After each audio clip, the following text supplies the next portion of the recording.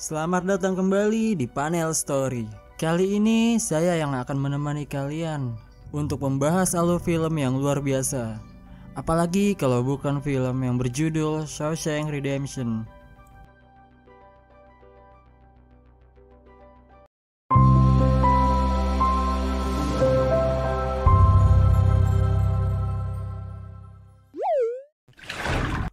Di sebuah pengadilan, seorang pria yang bernama Andy telah ditetapkan sebagai tersangka pembunuhan. Ia dengan sengaja mengikuti istrinya dan selingkuhan istrinya ke suatu tempat. Andy datang dengan mobil dalam keadaan mabuk. Ia menyiapkan sebuah pistol dengan peluru lengkap, yang dimana caranya untuk balas dendam kepada mereka. Karena tuduhan pembunuhan keduanya itu, Andy akhirnya divonis hukuman 2 kali seumur hidup untuk masing-masing korban. Beralih di penjara Shawshank, seorang pria bernama Red menolak pembebasan bersyaratnya karena ia tidak ingin keluar dari penjara ini. Red merupakan narapidana yang dipenjara bertahun-tahun karena kasus pembunuhan. Di sisi lain, semua orang terlihat berkumpul di halaman dan menyaksikan para napi baru datang ke penjara, yaitu ia adalah Andy. Awalnya para tahanan itu dibariskan dan diberitahu peraturan penjara. Setelah itu, mereka dimandikan dan diberi bedak kutu, kemudian digiring masuk ke dalam sel masing-masing. Malam harinya saat akan tidur, tahanan senior di sana membuli tahanan baru. Ia berhasil membuat si gendut menangis dan merengek minta pulang. Mendengar keributan itu, Dekins pun datang. Dekins adalah seorang kepala penjara. Ia menyuruh si gendut itu diam, namun tidak bisa. Akhirnya, kepala polisi itu mengeluarkannya dari sel dan memukulinya dengan tongkat. Karena dipukul keras bagian kepala, si gendut itu pun akhirnya meninggal.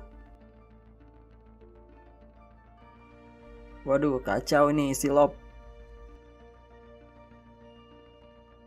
Keesokan paginya semua tahanan dibariskan untuk sarapan bersama. Berita tentang kematian si gendut itu ramai dibicarakan di antara mereka. Mendengar hal itu, Andy cukup terkejut. Setelah sarapan, mereka semua mandi kemudian membuang sampah dan bermain kasti di halaman.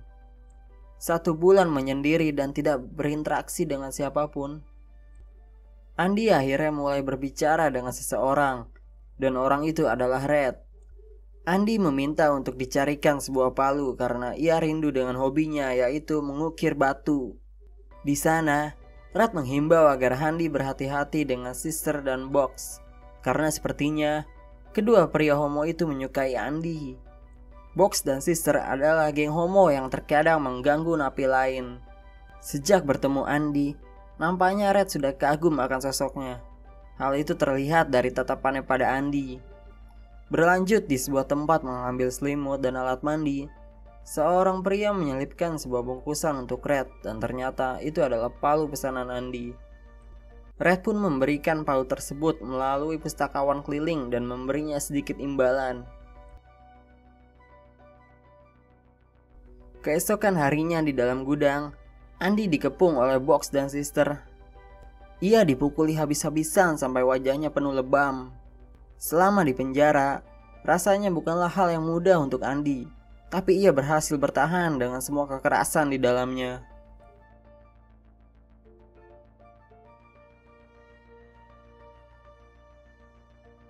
Suatu ketika, kepala penjara ingin memperbaiki atap penjara dengan semua tahanan sebagai kulinya. Mereka hanya diberi upah sebungkus rokok. Ketika semua fokus dengan apa yang dikerjakan, para polisi itu sibuk berbincang tentang uang Dekins yang sangat banyak dan bingung dikemanakan. Tiba-tiba Andy menghampiri Dekins, namun ia malah akan dijatuhkan dari ketinggian. Di tengah emosi Dekins, tiba-tiba Andy mengatakan bahwa ia bisa membantunya untuk menyimpan semua uangnya itu dengan aman dan tanpa biaya. Tapi ia juga meminta sebuah imbalan, yaitu 1 botol bir untuk setiap teman-temannya. Mendengar tawaran Andy, Dekins pun setuju. Pada saat jam istirahat, semua tahanan berhenti sejenak untuk bekerja, dan mereka bersantai minum bir bersama. Melihat semua yang dilakukan Andy, Red berpikir bahwa Andy mencoba beradaptasi di penjara ini dan hidup seperti biasanya. Bahkan ia terlihat mulai akrab dengan petugas dan semua orang. Andy kembali dikeroyok oleh Box dan teman-temannya di sebuah ruang gelap. Ia dipukuli sampai berdarah sampai akhirnya Andy menghabiskan waktunya di rumah sakit. Sedangkan Box kembali ke selnya. Saat Box kembali ke selnya, ia menjumpai Dekins sedang berada di dalamnya. Tanpa basa-basi, Dekins pun menghajar Box sampai akhirnya ia lumpuh dan dipindahkan ke rumah sakit lain. Kegiatan kerja bakti dilakukan oleh para tahanan itu setiap hari. Di sela-sela itu, Red dan teman-temannya berusaha mengumpulkan batu-batu yang diinginkan Andy.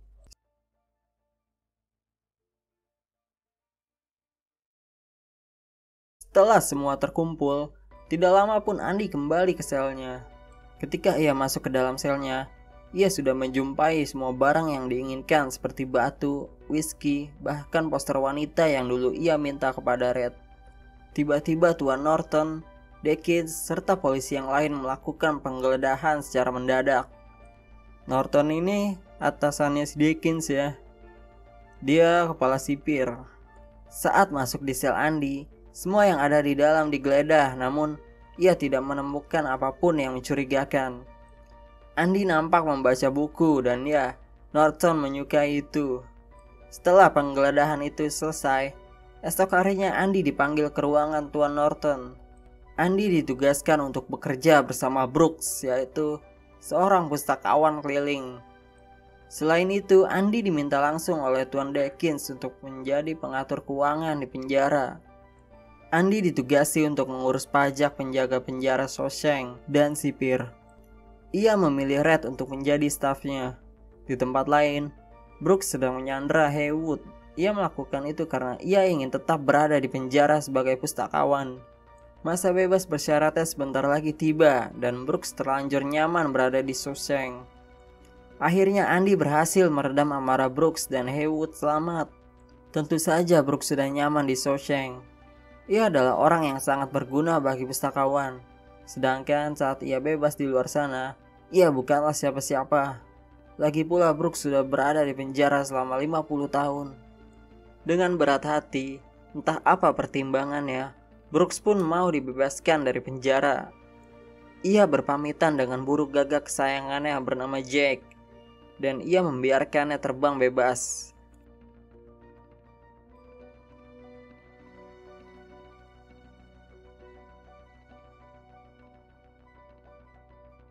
Ketika naik bus untuk perjalanan pulang, Brooks nampak sedih. Di luar sana, ia pulang ke sebuah rumah tua yang sudah disiapkan untuknya, dan ia bekerja di sebuah toko. Ia tidak merasa nyaman dengan kehidupan yang sekarang. Bokap-bokap ini ngerasa aneh karena dia biasa tinggal di penjara. Pada akhirnya, Brooks memutuskan bunuh diri di kamarnya dengan mengantungkan dirinya. Namun sebelumnya, ia mengirimkan surat-surat untuk teman-temannya di penjara. Setelah Brooks meninggal, akhirnya surat yang selama ini ditulis oleh Andy akhirnya mendapat balasan dari perpustakaan tersebut. Mereka menyatakan bahwa akan memberikan donasi sebesar 200 USD dan sumbangan buku untuk perpustakaan di Shawshank. Skin beralih di mana Andy menemukan sebuah kaset hitam di antara berkas-berkas. Ketika ia memutarnya, ia pun berpikir agar semua orang juga mendengarnya. Akhirnya ia menyambungkan pada speaker penjara. Semua orang terdiam dan mendengar putaran kaset itu.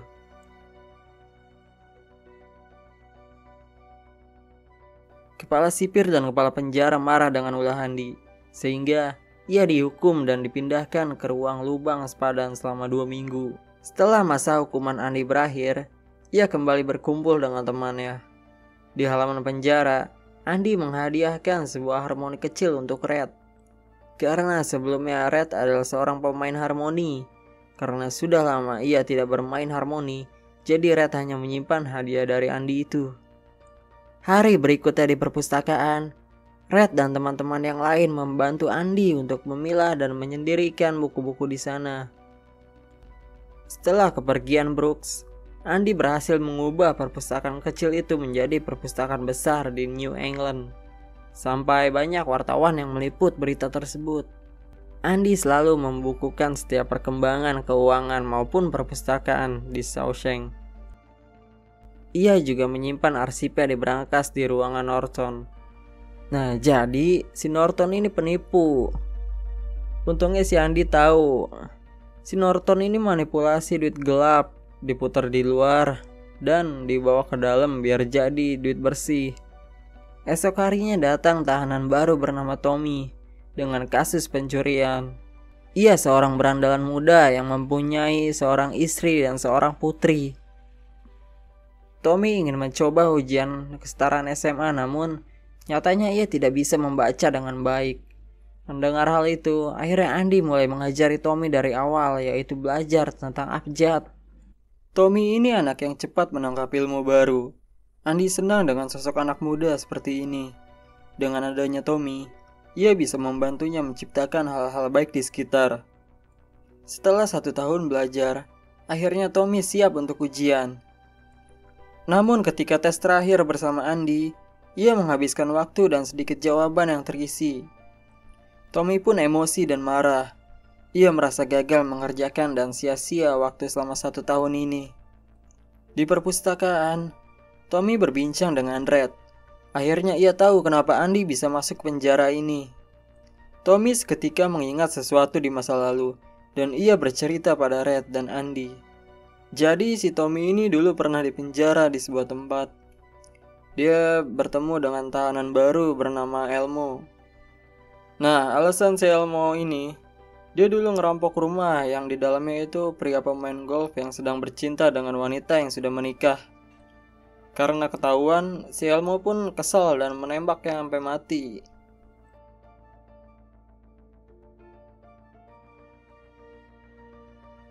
Mendengar penjelasan Tommy, Andi bergegas melaporkan pada Tuan Norton. Namun, Norton menolaknya mentah-mentah dan tidak percaya. Ia beradu argumen dengan Andi sampai akhirnya Andi diberikan hukuman, yaitu dikurung di sel pengasingan selama sebulan. Beberapa hari kemudian, saat pembagian surat dari kantor pos, Tommy dinyatakan lulus dengan nilai rata-rata C+, dan berita itu pun sudah sampai kepada Andi.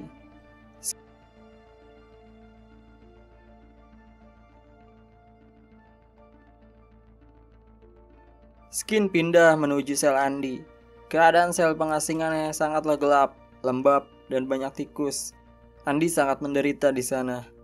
Gak ada cahaya, kecuali celah kecil di pintu sel. Suatu malam, Norton memanggil Tommy ke lapangan. Di sana, dia meminta Tommy untuk menjadi saksi palsu ke pengadilan nanti. Setelah Tommy setuju, dari arah atas ternyata Dekins malah menembaknya sampai tewas.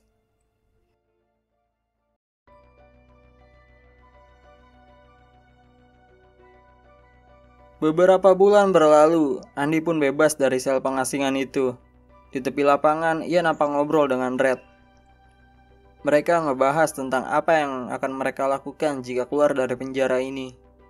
Kalau si Andi pengennya ke Meksiko buat ngabisin sisa hidupnya. Di sana dia ingin membangun hotel kecil dan merenovasi sebuah kapal. Berbanding dengan Red yang tidak yakin bisa sukses jika di luar sana. Andi punya permintaan untuk Red jika ia berhasil keluar dari penjara ini. Ia meminta agar Red pergi ke Buxton, di mana di sana ada padang rumput yang besar dan batu panjang. Red harus menggali sesuatu yang ada di bawah batu vulkanik hitam dan mengambilnya. Saat Red dan yang lain sarapan, si Haywood bilang kalau Andi sempat meminta tali sepanjang 6 kaki. Entah buat apa tali itu. Dugaan mereka adalah sama seperti yang dilakukan Brooks.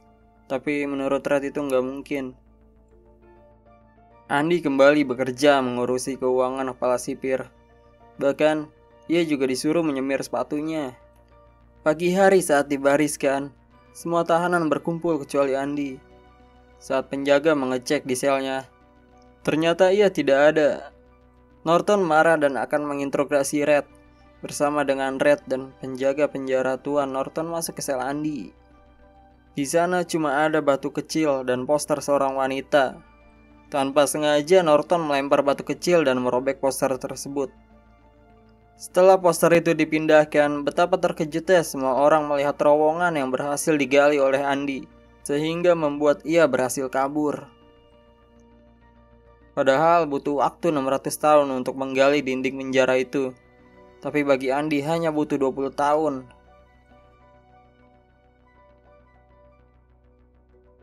Saat semua petugas ditugaskan untuk mencari Andy, petugas hanya menemukan seragam, sabun, dan palu kecil. Perjalanan panjang akhirnya dilalui Andy untuk bebas dari penjara Shawshank itu. Bahkan ia kabur melalui pipa air dan selokan busuk ketika hujan badai. Strategi dan pemikiran Andy ini memang sangat cerdas. Bahkan ia memutuskan untuk pergi ke luar negeri dengan semua berkas yang sudah disiapkannya. Berkas itu dibungkus dengan map berlapis plastik dan ditali dengan tali yang ia minta pada Haywood waktu itu. Selang beberapa hari, kepolisian lain mendapat surat penangkapan Norton dan langsung menuju penjara Shawshank. Karena bingung dan usahanya selama ini gagal, bahkan ia dikelabuhi oleh Andy. Akhirnya sebelum ditangkap, Norton bunuh diri dengan menembakkan peluru ke lehernya. Suatu ketika Red mendapat surat dari kantor pos yang dikirim dari perbatasan di Texas. Dan ya, sekarang Andy sudah hidup bahagia dengan membawa uang 370 USD milik Norton.